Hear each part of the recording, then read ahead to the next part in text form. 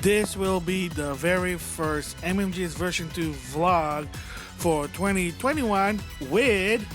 Hello guys, NautoAisDx here, and I want to give my thoughts on the December 2020 thoughts of Idea Factory, their announcement, and some shocking disappointment, but I'll explain that later on. So first of all, Azurlane Crosswave is going to come on the Switch February of 2021, so there you go, finally an option. If you don't have a PS4 or a high-end PC, now you can play it on the Switch, play it while taking a crap, you know the drill. So, and the best part for the Switch version is that it also, from what I heard, it comes with the DLC. I could be wrong, but I'm hearing from people that the DLC also is gonna come, and of course there are more DLC with the game. How the frame rate, that's gonna be a different story. But also just make a note that for Azurlane Crosswave, the game does not have English dub. Yeah, there's an anime that by Funimation, that's sucky, that has English dub, but for the game itself, it did not.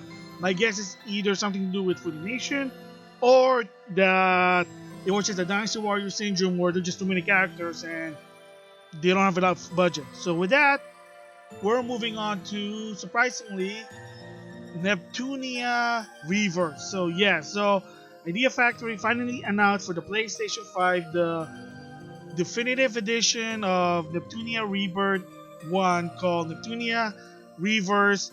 All the feature of new characters, well, it's just Uzume from Steam and R4 from what I heard. And that's gonna come in 2021 for the PS5. I mean, it's gonna have English dub, but hopefully in the long run, Idea Factory, you'll add more English dub because the game was partially English dub, just saying there, but we'll have to wait and see. But yeah, finally, a Neptunia game for the PlayStation 5. Yes, it's not an original game that people hope so, including myself, but it is what it is. There you go. So can't wait for that one. Just have to wait and see what happened, or you're gonna add more English voice in the game. The game already has English dub again. So I'm gonna excited for that one, so wait and see. Another thing I wanna give my thoughts on is that in Japan, Compile Hard Idea Factory actually announced that Dead End Request will finally be on the Switch on the 24th. So that right now it's only in Japan, but I wouldn't be surprised if it actually goes to the West.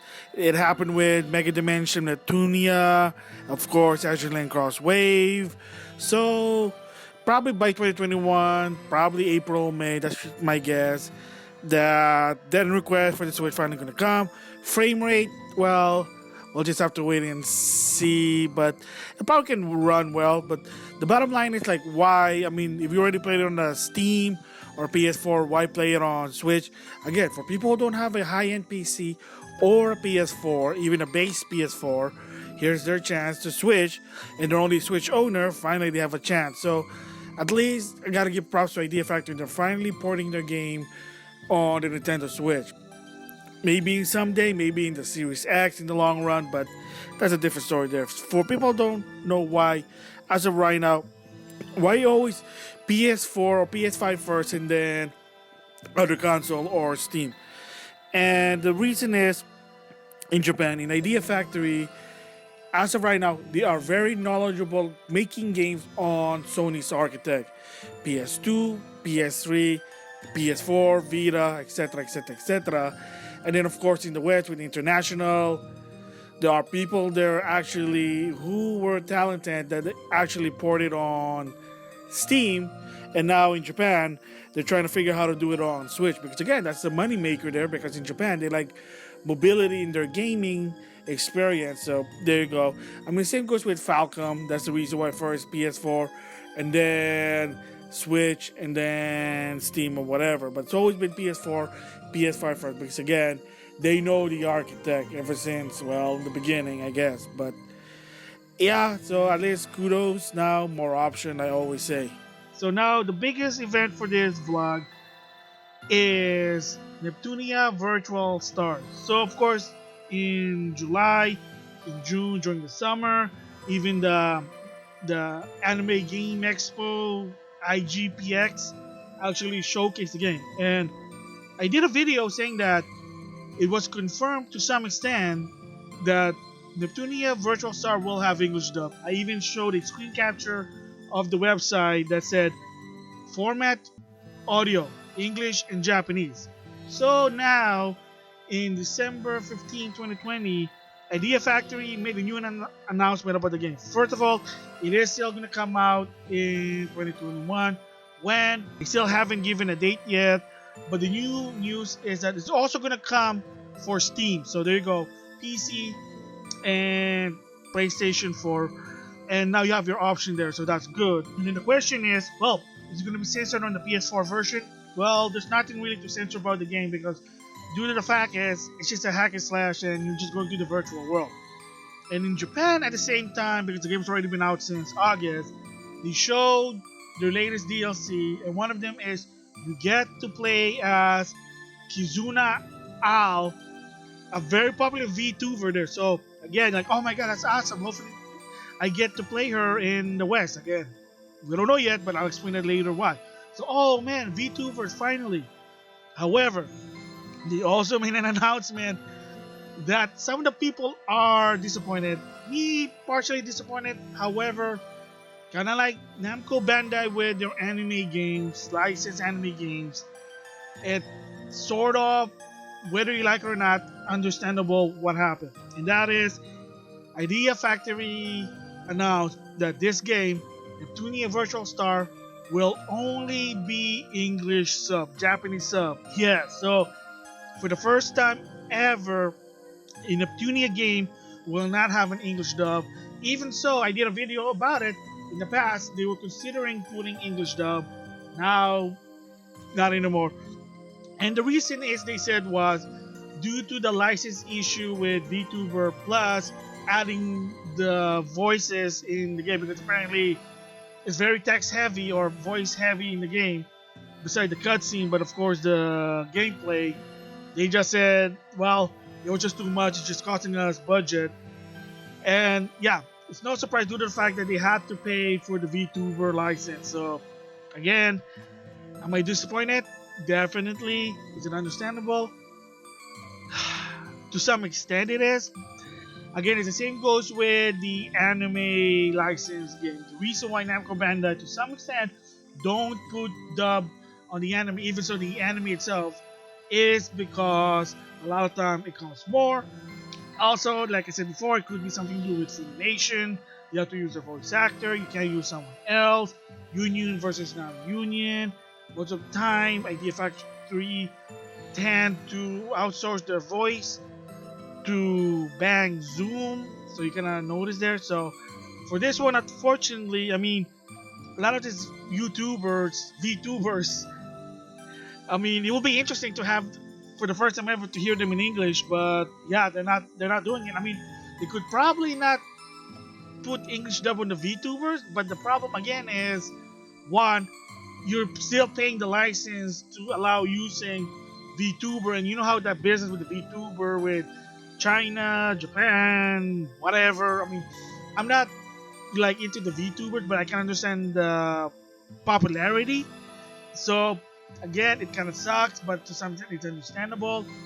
And a lot of people, as expected, some of them I think I school, I play the game in sub. Again, more power to you.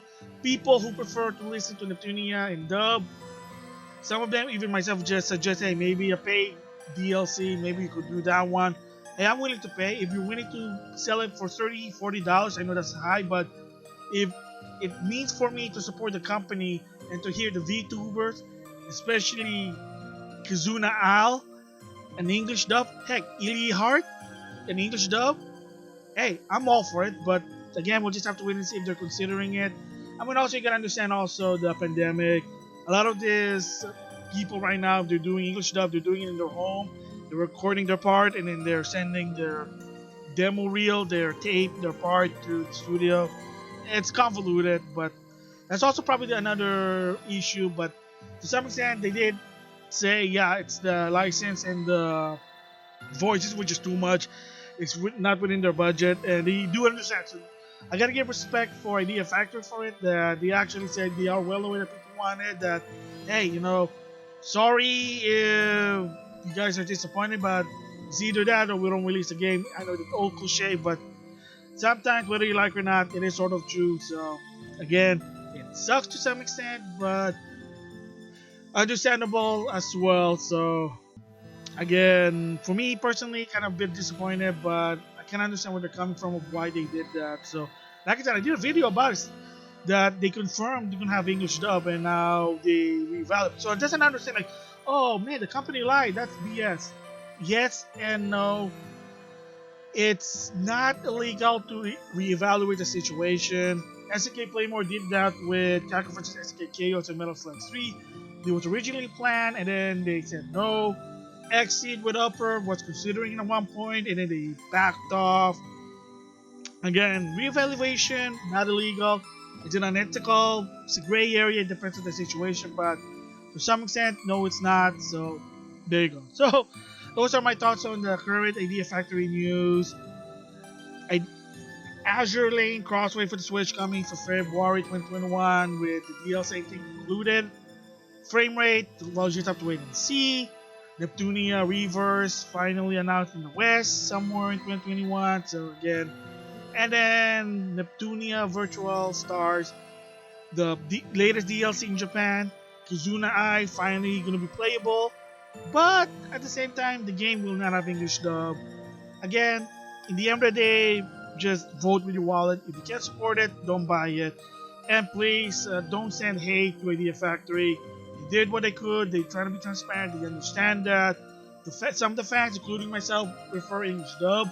But it's either that or they're just not going to release the game. Which again, in the end of the day, it is a business as well that the Japanese make their decisions. So if Idea Factory Japan Compilhard said, well, you know what? The US audience, they're not happy. Let's just not release it. That's it. A la Level 5, if you heard the news. But that's a different story there. So we'll just have to wait and see. So with that, I'll see you guys later.